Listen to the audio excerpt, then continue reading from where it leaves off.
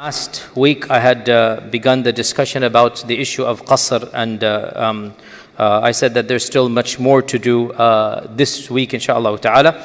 And so I will divide today's response into two. Firstly, we're going to continue from where we left off.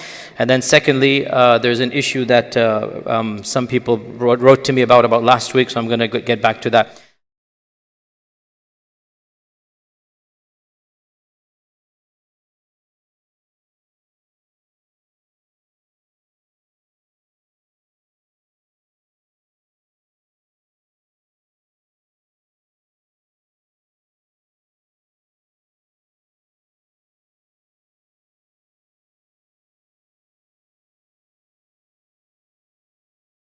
A lot of feedback. A lot of people said you gave a 45-minute talk and we're not able to listen to 45 minutes. So I'm just going to give the 1-minute response from last week, that safar is not a distance, it is a state of mind. And that you are a musafir when you travel outside of your city to a distance that you and a reasonable person as well, because we don't want to say a crazy person says across the street this is safar. Somebody like a aqil, baligh person would say this is a travel. And what this means is that it is relative, and what it means is that you don't need to ask a faqih. If you are asking somebody, you don't understand the response. You do not come to a shaykh and say, Shaykh, I travel from this to this, am I musafir? You know when you are musafir. And it is possible that two people can do the same journey and one of them considers musafir and the other not, depending on their culture and habit. The one who takes a private jet every day to work 200 miles away and he goes at 8 a.m., comes back at 5 p.m. is not a musafir. And the one who goes the same distance for a one-day trip and he's not a regular and he's going, it's up to your mindset and your culture and your habit. So you know when you are a musafir. That is a 2-minute response. Jayyid. We now move on, and I'm going to come back to one issue at the end. We move on by stating today we're going to do inshallah a number of things. The first of them is that, is qasr obligatory or not? Is qasr wajib or not? Generally speaking, majority of the scholars said that it is mustahab. You should pray the 4 rak'at as 2, but it is not wajib. Hence, if a person performs for whatever reason the full prayer and they are musafir, the prayer is valid. They are not sinful, but they have gone against the sunnah. So, when you are in the state of safar, you are rewarded by Allah for praying 2, not for praying 4. Every 4 rak'ah becomes 2. Ibn Umar said, hadith is in Bukhari, I did safar with the Prophet ﷺ and with Abu Bakr and with my father Umar. And in every journey, every time we prayed qasr. This was their habit. So qasr is the default. To not do qasr goes against the sunnah, but it is something that the salah is not going to be batil. It is permissible, but it goes against the sunnah. So the point here, qasr is rewarded by Allah. No one should think that if I pray 4, I'm going to get extra reward. No, qasr is rewarded by Allah. Jayyid. Second point, when does qasr begin? Once you've decided it is qasr for me. So this Friday I'm going to Atlanta, clearly that is qasr for me. When will qasr begin? When I pack my bags, I'm about to leave for the airport, is dhuhr time, right? Can I start my qasr knowing I'm stepping out the door and I'm heading to the airport? I said, let me just do qasr and jama', dhuhr and asr, get it out of the way. Can I do qasr from my house? How about if I get to the plane and I'm waiting and it's almost maghrib time finishing, or let me just pray dhuhr asr on the plane, but I'm still in my city? Or when does qasr begin? So again, as you can imagine, there are a number of opinions. However, the overwhelming majority of the Sahaba and Tabi'un, they had one opinion. So alhamdulillah, we can say, in this case, we have a vast majority who says, safar begins when you travel outside of the walls of the city. When you leave the final habitations of the city, and you are now, your back is to the city and you're walking away, you're going out. Even if you can still see the city, but you have left the premise of your land, not your country, but your city. And there are numerous narrations from the Sahaba themselves. Of them, is that some of the Sahaba, they would break their fast. It's Ramadan, they're going to go on a long journey, so you're not going to fast that day. But they're fasting when they wake up. You cannot just wake up in Ramadan and say, oh, I have a safar at 6, let's say 2 p.m., let's say, and say, I'm not going to fast today. No, you are Ramadan, you are not musafir. Now, imagine in those days you're walking at 7 a.m., you're not going to be able to fast, right? You know you're going to break your fast. You are still starting in Ramadan, you're going to be fasting. Some of the Sahaba, when they walked outside the city, he said to his servant, okay, give me the water now. Give me something now to break. I have a long day ahead. We don't need, we're going to break the fast anyway. And his servant said, I can see the walls of the city. He said, doesn't matter, give it to me now. We're safar now. The safar is done. Even if you can see the walls of the city, but you are left the premises. Now, in those days they had walls. In our times, there is no wall, so you have to use a bit of a cultural thing because, habitation goes smaller and smaller, you get to smaller and smaller places, but there is still something called the overall city of Dallas. And it's not an exact line, but you get the point that when you have left and you feel that, okay, now I am no longer in my city of residence, then safar can begin, and that is when you can start your qasr when you do that. And this is proven in actually a hadith of Anas ibn Malik that he said that we prayed dhuhr 4 rak'ah in Medina. This is going for Hajj. Then when we got to Dhul Hulayfa, we prayed 2 rak'ah. Dhul Hulayfa is literally a 10-minute drive from Medina. It's definitely not 4 burud or 16 farsakh, not at all. Dhul Hulayfa is 10 minutes. Those of you that have done Umrah from Medina, you know this. Dhul Hulayfa is literally outside, but it is outside the city. So Anas says, in Medina we prayed 4. When we got to Dhul Hulayfa, we prayed 2. Even though you haven't gone the distance, even if you followed the 4 burud or whatever positions, you're still within that. But safar has begun. So safar, when does it begin? It begins when you leave the area, city of your inhabitants. This is the second point. The third point, a lot of times questions comes about musafir praying behind muqim, muqim praying behind musafir, etc. I just want to do this quickly, that pretty much there is unanimous consensus in this regard that if a musafir is praying behind a muqim, you are traveling, you have the permissibility to pray 2 rak'ah, but you come to a masjid. Now the imam is not traveling and the imam prays 4. Pretty much, I would say, there's 1 or 2, but essentially by unanimous consent, almost, you must pray 4 rak'ahs. Why?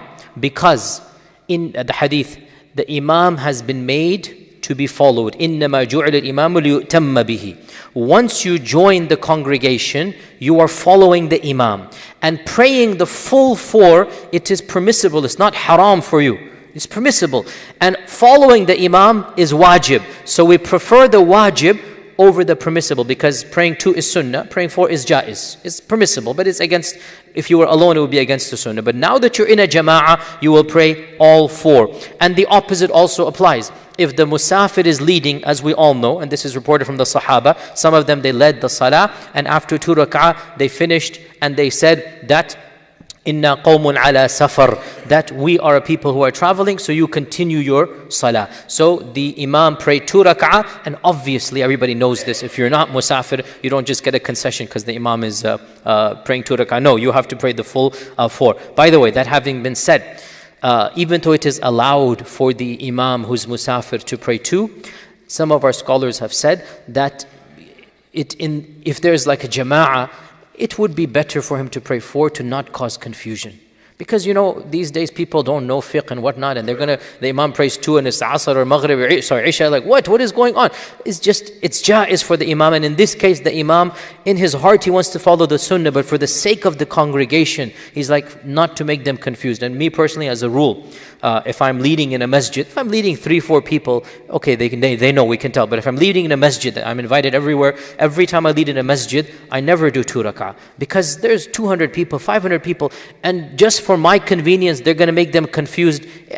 And our scholars have said this, that the imam has the option. Now you should weigh the pros and cons. So nonetheless, if I were to do this, or anybody were to do this, it is jaiz, and the announcement can be made, and the imam will pray 2, and the people behind will pray 4 rak'ah. The next point here is that suppose you are traveling and you are going to reach home, and so you have the option, you're going to reach home within the time of salah. Give a simple example. Maghrib comes in, let's say, simplistically at 7 p.m., let's just say. And you will be home by 6 p.m., okay? You will be home by 6 p.m. So you know that you will be able to pray Dhuhr and Asr at home. You know you can pray Dhuhr and Asr at home. And you know I can stop on this road and pray, or I can masjid in the street or whatever, in the other area I can pray. You have an option.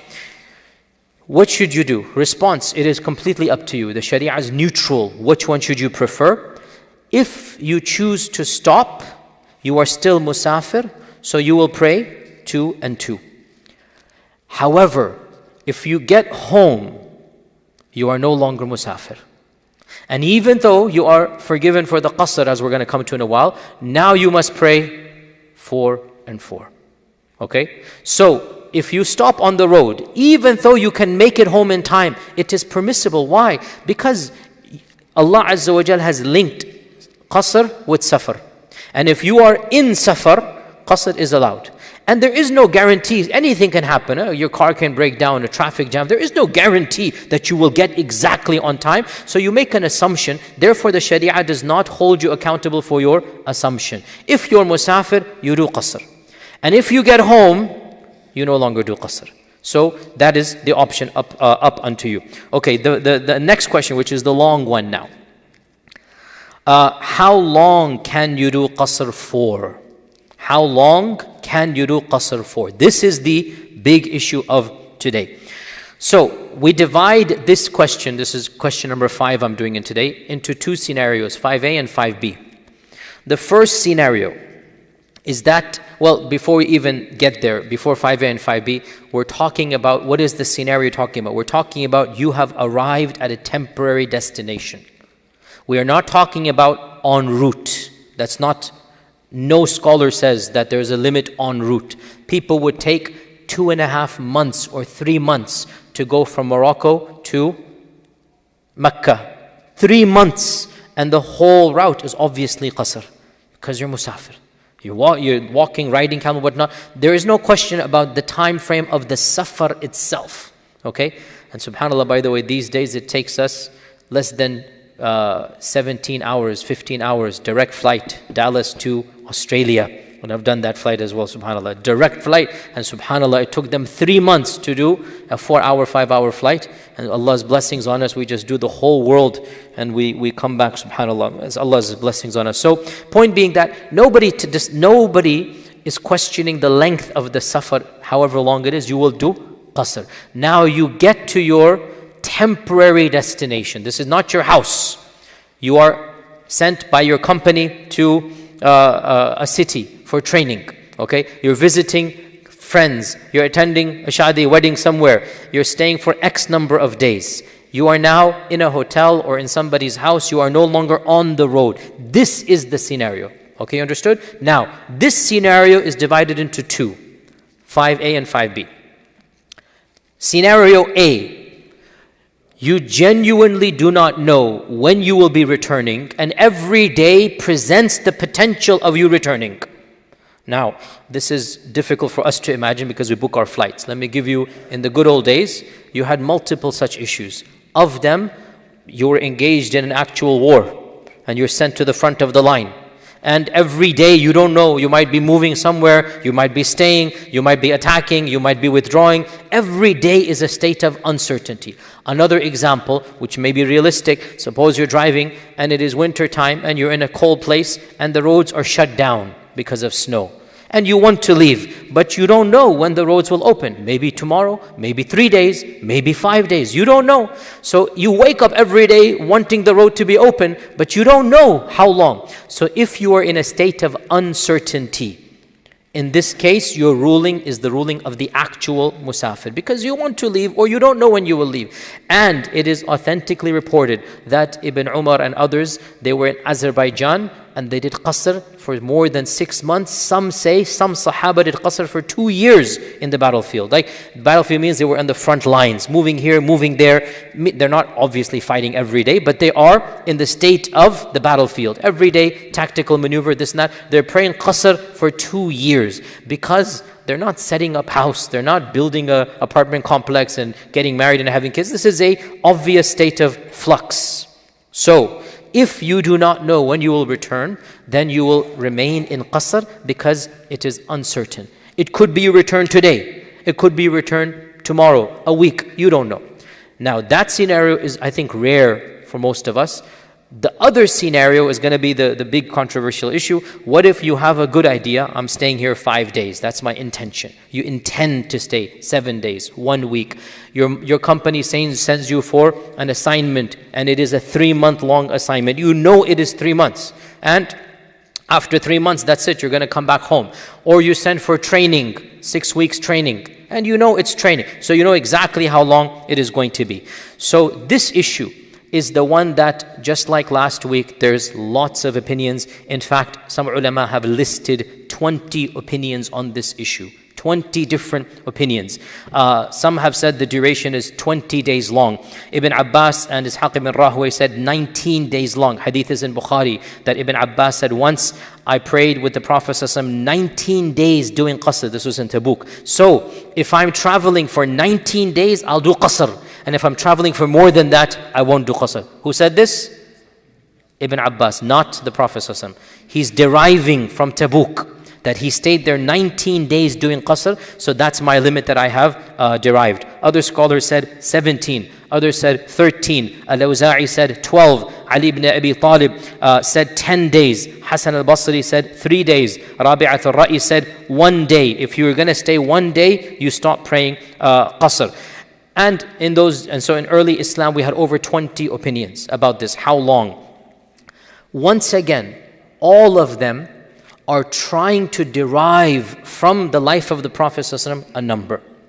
Our Prophet ﷺ did not explicitly state, you may continue to do qasr for this many days and then you must swap over. In the famous books of hadith, there is nothing like this whatsoever. What do we have? Derivations. Like we explicitly found Anas deriving. Anas said, I accompanied the Prophet ﷺ for 19 days and we did qasr. So I have derived from this, if I travel for 19, I'll do qasr. And if it's more than 19, I won't do qasr. So he is getting it from the qasr of the Prophet ﷺ for 19 days. Now, obviously, once upon a time, fiqh was much more vibrant and ulama were giving their positions. And then we have the era of the flourishing of the madhabs, and then we have the era of the codification and ossification. So what happens is, out of all of these 20 opinions, essentially only 2 make their way into the madhabs. Okay? Because again, fiqh had different stages, and the madhabs basically evolved and codified and then made things in many ways easy as well, and in many ways, as we said, they kind of had their position. So essentially what happened is we have 2 major camps. The first camp is the Hanbali and the Shafi'i and the Maliki school. And essentially, all of these say that the qasr is only done for 3 days. If you know you're going to spend more than 3 days, then no qasr. So now, I said generally, technically the Hanbali say 20 salah. 20 salah. So they count by salah. Okay? So they will literally count by salah. Whereas the Shafi'i say you ignore the day of arrival. And so basically essentially it's 3 days. So basically the issue of 20 salah for the Hanbalis, and then Malikis and Shafi'is say that once you go to the 4th day, then you become a muqim. Okay, so once you get to the 4th day, then you are no longer able to do safar. And what is their main evidence? And again, all of these are derived. We have evidences, but they're derived. They're extracted from things of the Prophet sallallahu alaihi wasallam. The Hanbalis, they bring forth the hadith in Sahih Muslim that the Prophet not in Sahih Muslim, Abu Dawood, that the Prophet sallallahu alaihi wasallam, he arrived in Mecca to perform Hajj basically, on the morning of the 4th of Dhul Hijjah, and he prayed Fajr in Mecca. And he prayed all of the 4th and all of the 5th and 6th and 7th, all of them in Qasr, and that was 20 salah. Then he prayed Fajr outside of Mecca in the valley of Abtah, and Qasr began from there in Mina. So they derived 20 salah from the 4th, 5th, 6th and 7th of Dhul Hijjah. Okay, 4th, 5th, 6th and 7th of Dhul Hijjah. And do the numbers, 5, 10, 15, 20 salawat. Okay, the other three madhabs, they said, I made a mistake clearly, it was not 3 days, it was 4 days. I made a mistake, beyond the 4th day I wanted to say, not beyond the 3rd day. Beyond the 4th day. So the other three madhabs also derived the 4th day. That if you are traveling for 4 days, the final of the 4th day, you will not do qasr. However, the way that they calculated it, they said you don't look at the day you arrive. You look at the evenings. So the Shafi'is might allow 22 salah, let's say. Okay? But definitely not 25 salah. So the Shafi'is and the Malikis are a little bit different in how they define, but essentially the time frame is 20 salahs for the Hanbalis and 4 days for the others. Not 3 days, it was a mistake, slip of the tongue, 4 days. Now, this is the other madhabs. Now, another evidence that they use, they have a number of derivations that the Prophet ﷺ told the Muhajirin to not stay longer than 3 days in Mecca. But again, the response is that was about the Muhajir. They were prohibited from returning to Mecca permanently. Once you've done Hijrah to Medina, you're not allowed to reside in Mecca. And their point is, okay, this is residing, that the prohibition is there. So once again, they derive it from there. So this is the three madhabs. The Hanafis are the only madhab that took another position, and that is 15 days. 15 days. And they don't have any explicit evidence for 15, but they make qiyas upon various things which are a bit like, they're not directly related. Like for example, what is the maximum number of tuhur days, yani of the lady of hayd? It's not exactly related to salah, but they somehow derive from this that you can stay 15 days. And so on the 16th day, if you're going to stay 16 days or more, then you are not allowed to do qasr. Okay, you must perform the full salah. Now, obviously, you heard me last week and we went over that the distances are all derived. Well, now you've seen yourself that the numbers that people are taking are also extracted, nothing explicit. So, whoever wishes to follow their madhab, alhamdulillah, that is good. And as you know my position, I encourage the following of the madhabs, generally speaking. But I am not a fanatical follower. I don't think it is healthy for every single issue, especially those that deal with modern issues of living in the modern world. And this is, leave it to our modern scholars to talk about. Sometimes we need to rethink through. So in this issue, if you wish to follow your madhab, I have told you what it is. For three of the madhabs, it is 20 rak'ah or 4 days, and for the Hanafis, it is 15 days. As usual, Ibn Taymiyyah comes along and he rocks the boat. And it's not only Ibn Taymiyyah, others as well. And Ibn Taymiyyah is very clear that whoever says that there is a number of days that you're going to be musafir, either 3 or 4 or 10 or 12 or 15, has brought forth a statement upon which there is no evidence. La dalila alayhi. This is Ibn Taymiyyah's position, that there is no evidence from the Sharia. Now, the problem with this is the implication is that you could be musafir for long period of time. What if your company sends you for 6 months? Isn't that common? That you have an assignment for 6 months?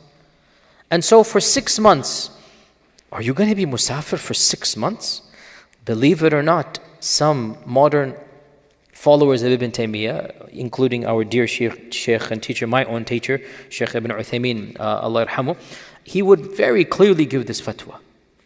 He would follow this to its logical conclusion, even though Ibn Taymiyyah never said that, by the way. I mean, means he didn't open the door for 6 months. I mean, that's... But our Shaykh, may Allah bless him, and again, to quote an opinion is simply, I mean, this is not an emotional thing. A'udhu billah, I love him more than anybody can who hasn't studied with him.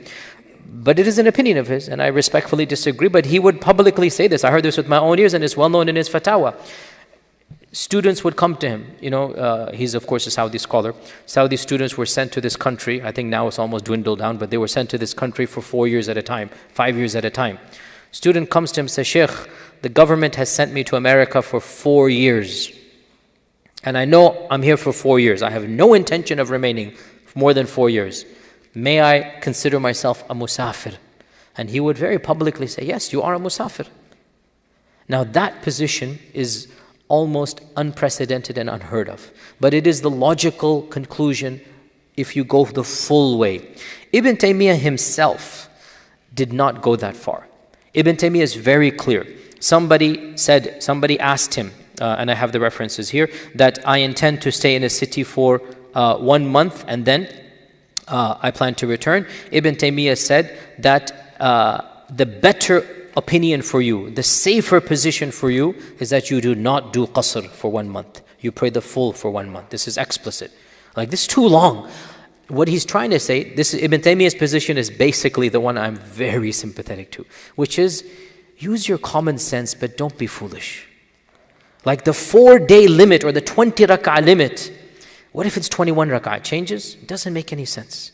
Like, it's too hardcore, or demarcation is too black and white. Now the defense of the fuqaha is we want that demarcation to be black and white. We want it to be explicit, or else we open the door of confusion. And they're absolutely right, it does. It does open the door for confusion if you want to. That's why Ibn Taymiyyah's fatwa was, whoever wants to stick with 4 days, alhamdulillah, good, that is the majority opinion.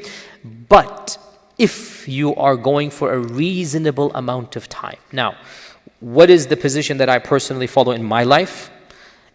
The way that I view my safar, if I'm living out of a suitcase, then I'm musafir. If I'm going, at times I have been for 5 days to a city. 5 days is more than the 4-day limit, okay? But 5 days is, for me, complete safar. I am not, however, if somebody were to go and rent an apartment, even if it's a long-term, month-by-month apartment, okay? For example, if somebody goes and finds out where's the masjid, where's the halal food, if somebody goes and enrolls his kids in the school and says, I'm only here for 6 months, but my kids, this is not safar anymore now, So again, it's a logical or reasonable frame of mind. Like, are you even temporarily settling down? In my humble opinion, 6 months, you are settling down. You're going to have a car or means of transportation. You're going to know the restaurants, halal restaurants. You're going to make some friends. Like, you're going to have some social life there. Whereas 4 or 5 days, you might just be in your bubble of corporate and back to the hotel and corporate and back to the hotel. You know what that psychological frame is. So, bottom line, Ibn Taymiyyah's position, if you want to stick to the 4, it's fine. If it's a little bit more than this, okay, no big deal, as long as you're actually musafir. Okay, so this is what I agree with, and inshallah that is the correct one. Okay, the final issue before I get back to the other issue that I needed to, because there's 2 issues I need to do. And we didn't talk about jama'. We talked about qasr. We did not talk about jama'. Let's talk about jama' quickly. Jama' means you combine Dhuhr and Asr, and you combine Maghrib and Isha. There is no other permutation of Jama'. You cannot do Jama' with Fajr, you cannot do Jama' with Asr and Maghrib. These are the only permutations. Jayyid. The issue of Jama' is not allowed by the Hanafis for travel. The Hanafi ulama only allow Jama' for the Hajj, in Hajj and Arafat. That's the only time they allow Jama'. For them, Jama' is something the pilgrims do in Arafat, not even in Mina. And they have their,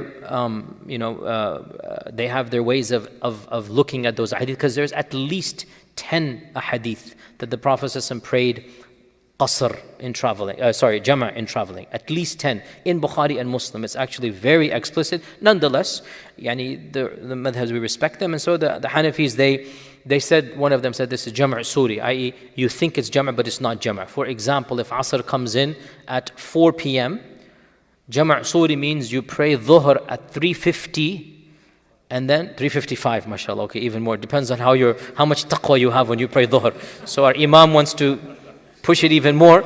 I wanted to have husn al-dhan, say, you know what, pray dhuhr long, but he was, no, 3:59 you pray, okay, bismillah, okay. So you pray dhuhr right before you say salam, you look at your watch, it is exactly 4 o'clock. Then you stand up and you pray Asr. This is how most of the Hanafi scholars interpret it. The response is, this is more difficult than Qasr itself. I mean, this is like you're putting an exact barrier and whatnot. But anyway, that's their position, that according to their paradigm, there is no such thing as Qasr.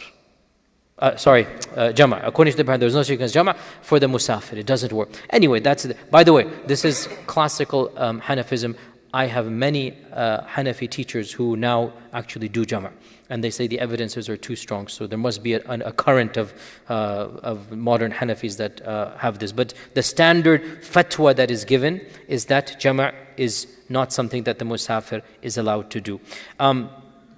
The other three madhabs, of course, they allow Jama' for multiple reasons. The Hanbalis have explicitly allowed it for three reasons. Number one, for safar, for travel. That you may do Jama' for travel. Number two, they say for a type of sickness or ailment that affects your ability to perform salah on time. For example, the hadith of Hamana bint Jahsh, who was a lady who would constantly bleed, constantly. She had istihada, not hayd, istihada. It's a medical issue. So our Prophet told her to combine the salah. That do wudu once. So for example, the one who has urinary incontinence, he's constantly urine, or some issue, or high fever and he cannot concentrate. We're talking about an illness that affects. We're not talking about a little hand cut over there. No, you get the point. Something that affects you. Your wudu is affected. Okay, you have an issue, high fever, something. So it is the majority position that you may do Jama' of those salawats. And of course, if you're Jama' and Musafir, you'll do Jama' and Qasr. But if you're sick and you're at home, you will do Jama' without Qasr. Okay? So if you have issue of, let's say, simple example, like, may Allah protect all of us, but constant vomiting and diarrhea. You're najis, you cannot, so you will become tahir quickly. You have only, you don't know when the next bout is going to come. You will pray Dhuhr and Asr combined. Okay? But in this case, you're not allowed to do 2. You must do 4. So you can combine. This is the second reason. And then the third reason that is allowed, which is explicit in the hadith as well, is allowed in the masjids when there is a weather condition. So if it's snow or raining and the people are praying dhuhr, we will say, you know what? We don't expect you in dangerous conditions to come back. We'll pray asr because you'll get the reward of the masjid. Okay, so we'll pray Asr and Maghrib and Isha as well, pray, and then that's it, you go. Multiple times in life of the Prophet this happened, that it was raining, and of course we're talking about a rain that's in those days, muddy, roof collapsing, this and that. And even in our times, if it's snowing, something happening, we don't want to put people in danger. Anything that's a bit of not even life-threatening, but it's common sense. We're not talking about a drizzle, obviously. This is up to the Imam to see what is going on. So in these three reasons, Jama' is allowed as well. Now, one point though. Jama' is allowed, but is it the mustahab thing to do? We said Qasr is mustahab by unanimous consensus. Jama' is not mustahab. Jama' is khilaf al-awla. It is against, even in the other madhabs, especially the Hanbali madhab is very clear on this point. Jama' is not the default. And to not do Jama', you will be rewarded. So, the default, you do Qasr, yes. You don't do Jama'. And I have to say, and may Allah forgive me because I take too much laxity in this myself as well. When we do Safar, we just take it the default to do Jama'. And the default is you do Qasr but not Jama'. You pray every Salah on its time. And Ibn Taymiyyah mentions this, that all of these, he mentions many ahadith, all of these shows that Jama' is not from the sunnah of traveling, unlike Qasr. Rather, Jama' is only done when there is a need to do so, regardless of whether one is traveling or not. Therefore, if the traveler needs to do Jama', he may do so. For example, he's on the camel and he's going to have to stop the camel. It's an awkward inconvenience for this person. He may go ahead and do Jama'. However, Ibn Taymiyyah says, as for the one who stops in the village or city for a few days, then his ruling becomes the ruling of the muqim. Not for Qasr, but for Jama'. So he's going to pray Dhuhr at its time. How many? 2. Very good. You guys following this. And Asr at its time, and like that. And Ibn al-Qayyim says that jama' is not a recommended sunnah, in contrast to what majority of musafirin think. So it's not just our generation.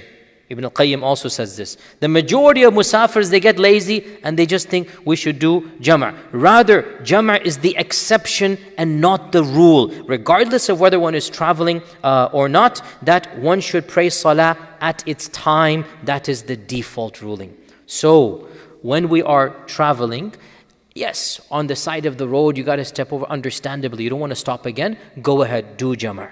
But once you get to the next city, once you are there temporarily, the default, now, because you are musafir, you are not sinful for doing jama'. But it is khilaf al-awla. It is basically, call it makruh. Yani you get reward for doing on its time. Unlike qasr, you get reward for doing qasr. But for jama', you do not get reward. You actually, it's the opposite of that. One other point before I go back to final, that is that there is a common fatwa that everybody asks me about, and it is being propagated. And I am very hesitant to even say it, but only because people say this, that they find on Islamic websites and whatnot, that one can do jama' for no reason. One can do jama' for no reason. And they quote a hadith in Sunan at-Tirmidhi, which is authentic, that our Prophet ﷺ, one day, he combined between Dhuhr and Asr, and then between Maghrib and Isha, and the Rawi says, بِغَيْرِ خَوْفٍ وَلَا safar. There was no khawf, there was no safar, there was no rain, nothing going on.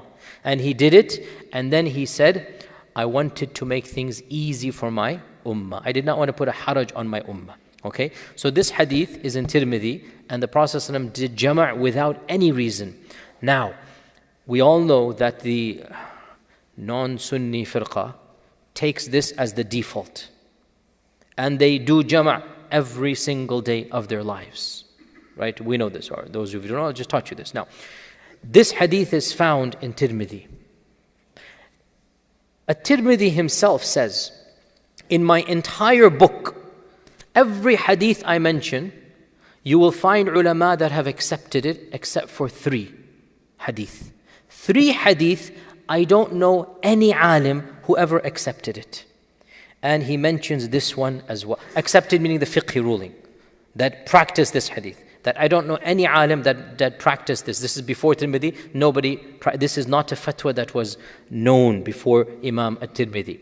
Nonetheless, some ulama throughout history after Tirmidhi did say, look, the hadith is clear. And so they said that once in a while, if you need to, then you may do jama'. And I am very, very hesitant to open this door, and we should stick with the vast majority of scholars. Now, we are not talking about somebody who has an excuse like, and I've had this come to me, that a doctor is performing an 8-hour surgery. There's certain types of heart surgeries where you have to be there. You literally have to be there. And I actually, you guys tell me, you don't even take a lunch break in that time? But the doctor said, no, we don't. I said, okay, if that is the case and the guy is going to die, that's a darura of death. You don't even need to get a fatwa. Obviously, in that situation. But if you're going shopping and you want to do jama', match aa raha hai, jama karke namaz padh lete hain, that's it. You're going to open this door, it's going to be a laugh and a joke, Like just because of a football match, somebody says, I don't want to do jama' before. I understand if there's like a surgery or something, then you might even be able to make qiyas of sandstorm or, rain falling like that okay, this is a circumstance. But to open this door and say, if life is awkward, shopping and whatnot, we should not do this. We have to pray on its proper time. Okay, I said I'm going to do one other thing and then we're done, inshallah. And that other thing is as follows, that from last week, somebody pointed out to me a long semi-article, somebody wrote that they really did not like the fact that I mentioned Queen Elizabeth I. They were very irritated, and they said that I am trying to make fun, a'udhu billah, of the scholars of Islam, a'udhu billah. I have never, a'udhu billah, wanted to do this, but I'm simply teaching you where did these measures come from. And so there was this issue of, I'm trying to be mocking when I mention, Queen Elizabeth and whatnot. Now, one of my mentors said to me, anytime somebody criticizes you, before you become defensive, think, maybe there's an element of truth. And then also, understand the psychology of the critic. And in this case, I really don't think I have done anything wrong by telling you a factually correct statement that the person or the entity or the group that defined the mile the way that we understand it is Queen Elizabeth I's era. She got together a group and they passed a law. And just to prove this point, and by the way, the whole issue of how many miles, as we said, there's so many opinions. This many. Suppose we say it is 48 miles. Suppose we say that.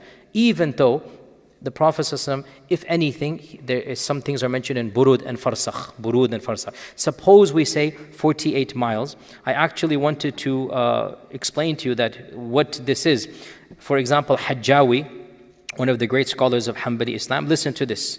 He says a mile is 12,000 steps. Every step is 6,000 dhira. Every dhira is 24 fingers in length widthwise. Each finger is 6 grains of barley if you lay them side by side. Each grain of barley is the size of 6 hairs from a work horse called a birdawn. This is how he is defining it. It's not Queen Elizabeth I. And some modern people have tried to calculate this out, and they have gotten varying numbers from 80 to 160. Because what is a dhira? What is a finger? If you understand a finger, if you have 0.1 inch difference, by the time you get to how many fingers is in that, the answer is going to be much larger than. So the variation is so large. Ibn Raf'a, who was the one put in charge in 7th century Cairo of the marketplace, hisabs and measurements, he wrote a book, a chronicle of weights and measurements, and he called it Al-Idah wal-Bayan fi Ma'rifat al-Mikyali wal-Mizan. And he writes in this book that our scholars have differed how much a mile is. The Hanafiya said it is 4,000, this is a dhira, 4,000 dhira. The Malikiyya, some of them, like Ibn Abdul Bar, said it is 3,500. And Ibn Habib said that it is 2,000. And the Suqi said the famous position of the Malikis is that it is 2,000, and some have said it is 3,500. The Shafi'iyya said the mile is 4,000 steps. The Hanabila said the mile is 6,000 dhira, and this is how much they defined it. Now, even within, this is a classical book, and I wanted to explain, A'udhu Billah, I'm not making fun of anyone. I'm just saying, and I'm sorry if this offends you, but it is a factually correct statement. If you feel that when you are driving your car, that's what I said, driving your car, I explicitly said that, and when you cross 48 miles of your car odometer, I know exactly what I said, you think that your safar has begun, the car odometer is 48 miles. Who said that's 48? Ibn Qudama? Ad-Dasuqi? An-Nawawi? Ibn Hajar? Where'd you get that from? And I'm sorry to be breaking the news to you, that definition comes from Queen Elizabeth I. Your car odometer was not measured by a classical scholar of Islam. And even in the classical scholars, I just gave you 7 positions about, and this is, by the way, how much is a mile? Even the 48 number is huge controversy. How many burud, how many farsakh, how many, the conversion factors is so much. And so this really does go back to this issue that the reason why I brought this topic was so that we appreciate in a very non-emotional topic. In the end of the day, who cares if you follow the 48 positions? It's not a big deal. I wanted to bring a topic that has no emotion. Why? Because there are topics that are emotionally charged. Gender issues and roles. Okay? Societal issues, democracy, living in the secular state. These are much more, people think they know the haqq immediately, and they might quote you a classical position about a modern issue. And I purposely wanted to demonstrate, guys, we respect our ulama immensely, but they're human beings. Had I been alive 1,000 years ago, I would be the same thing. Just because many ulama said 48 miles doesn't make it the religion of Allah subhanahu wa ta'ala. Now what does that mean? Free for all? No. The other group that they want to stick with the madhabs, I respect them, they are looking at what happened especially in the 80s and 90s, when a certain trend arose and they opened the door for a free for all. And this free for all led to a lot of chaos in the ummah and splintering and deviation. And some have even said that radicalism and these fundamentalist movements are a result, even though that's not fully true, but perhaps there's an element of truth. Perhaps there's an element of truth because in the end of the day, those movements do stem from the larger movement that did open this door. But I don't think that is the main reason. But they see what happened of opening the door for ijtihad. So this has resulted in a new generation coming, and it's human nature, for every action there's an equal and opposite reaction. A new generation, much more nuanced, much more, alhamdulillah, educated than the 80s and 90s generation, and they're saying, khalas, we're going to stick with it. Let's not open this door at all. And I appreciate the sentiment. But if we want Islam to flourish, for the more difficult questions, Safar is no big deal. You want to stick to 48? Alhamdulillah. But I purposely went into 2 hours lectures to demonstrate the evolution of fiqh in a case study. I did it on purpose so that we then have an idea. Now, does this mean all of us in this audience are going to do this? No. Obviously, our ulama do it. And here we go to the final point. My suggestion to all of you is up to you. You choose the alim or the ulama that you think are the most suited. You have to, that's your ijtihad. And there are plenty, and ulama have track records. And I personally look up to a group of ulama across the world, and especially the councils of fiqh. I really look up to them. And generally speaking, I'm sympathetic to that strand of fiqh, which is respectful of the madhabs, but not blind following them. This is my version, that we really respect. And generally, I do follow Hanbali madhab in my personal life. And I follow that. But in some issues, especially in issues that are going to be controversial to the Muslims of our times, difficult for them as a society to follow, we have to rethink through. And that's where fiqh councils come in handy. You have many great ulama. Shaykh Qadhi is there, Shaykh Yusuf al-Judaiz, Abdullah Yusuf, somebody look up to, Shaykh Saman al-Awda, Shaykh Muhammad Hassan Dado. And these are all within their own way. They're slightly different. They're not all the same, but all of them are on the same wavelength, that we come from the madhabs with respect, but we fine-tune where needed. These are the groups I look up to. Overall, the fatwas I give you generally will come from that school of modern Islamic thought. And I respect that some people find this uncomfortable and they want to stick completely. That's fine. Allah's not going to punish you. Go for it. But I firmly believe if we want our children and their grandchildren to really practice Islam and flourish, we're going to have to rethink through some issues. Not safar. Safar is not a big deal. But just to give you a case study. And with that, inshallah ta'ala, we are done with traveling. Let's get back home. We'll continue, inshallah, next.